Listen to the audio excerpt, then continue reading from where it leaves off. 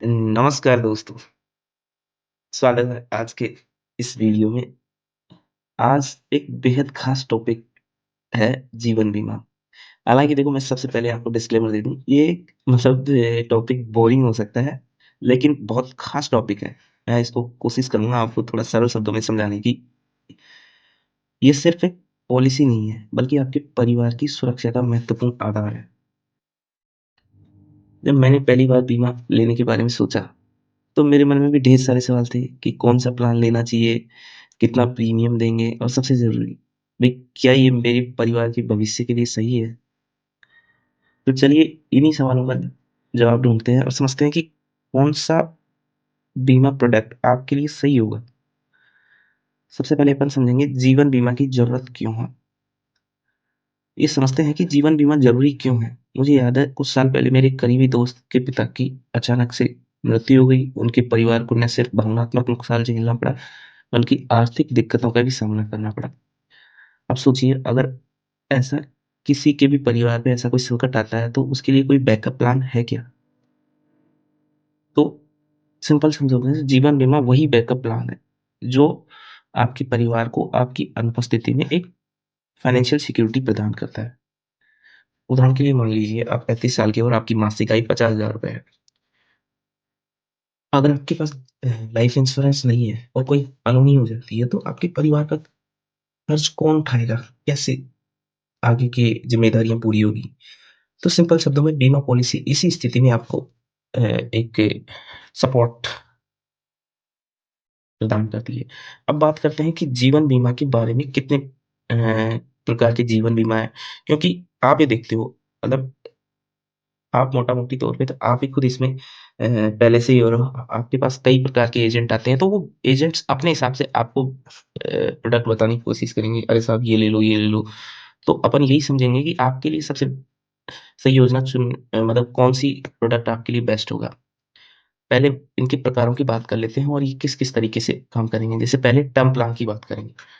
Term plan केवल आपको security प्रदान करती है। जैसे मान लीजिए आप 1 करोड़ का टर्म प्लान लेते हैं और आपके साथ कुछ हो जाता है तो आपके परिवार को 1 करोड़ रुपए मिलेंगे। लेकिन अगर आपको कुछ नहीं होता है तो मैच्योरिटी पे आपको कोई पैसा नहीं मिलेंगे। अब ये समझते हैं कि ये किन लोगों के लिए ठीक है? जो लोग कम प्रीमियम में ज़्यादा कवरेज चाहते हैं, मतलब इसका क्योंकि इसमें केवल आपको डेथ बेनिफिट मिल रहा है तो इसका प्रीमियम कम होगा। दूसरा अपन चलते हैं एंडोमेंट प्लान।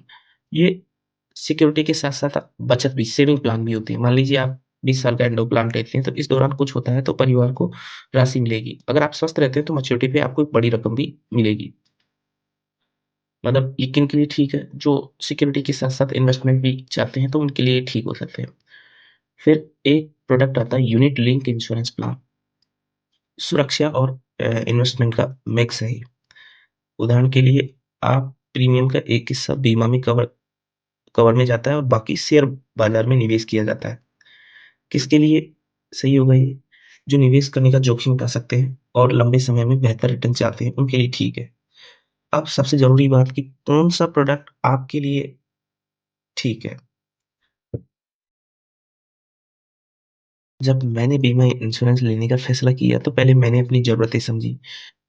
उम्र और वित्तीय स्थिति को ध्यान में रखा। मेरी प्राथमिकता थी मेरे माता-पिता और बच्चों का भविष्य सुरक्षित करना। इसलिए मैंने सबसे पहले टर्म प्लान चुना। अब मैं एक आपको प्लान बता सकता हूँ कि कैसे-कैसे आप इसको करें। अगर आप 25 से 35 साल के हैं तो कम प्रीमियम में ज़्यादा सुरक्षा आपको लेनी चाहिए। इसके लिए आप टर्म प्लान ले सकते हैं। फिर अगर आप 35 से 40 की उम्र में हैं तो मैच्योरिटी पर कुछ रकम भी आपको आनी चाहिए, इसलिए आप एंडो प्लान कर सकते हैं। और फिर अगर आप 30 से 40 की उम्र में तो अगर निवेश भी चाहते हैं तो यूनिट लिंक इंश्योरेंस प्लान आप ले सकते हैं। अब सबसे इम्पोर्टेंट बात है कि आप कोई भी पॉलिसी लेना चाहते हैं, तो उसमें क्या-क्या बातें ध्यान रखें। पहला, आप अपनी सालाना आय का कम से कम 10 से 15 गुना कवरेज आपको होना चाहिए। फिर दूसरा सबसे इम्पोर्टेंट है कंपनी का क्लेम सेटलमेंट रेशियो। मतलब क्लेम सेटलमेंट रेशियो का मतलब है इन केस अगर आप कोई क्लेम के हकदार बनते हैं, तो कंपनी सेटलमेंट में कोई हर्डल तो खड़ा नहीं करती है। तो वही कि अगर कोई कंपनी हर्डल तो वो उसके अगर हर्डल करती है तो क्लेम लेने में थोड़ी दिक्कतें आ सकती हैं।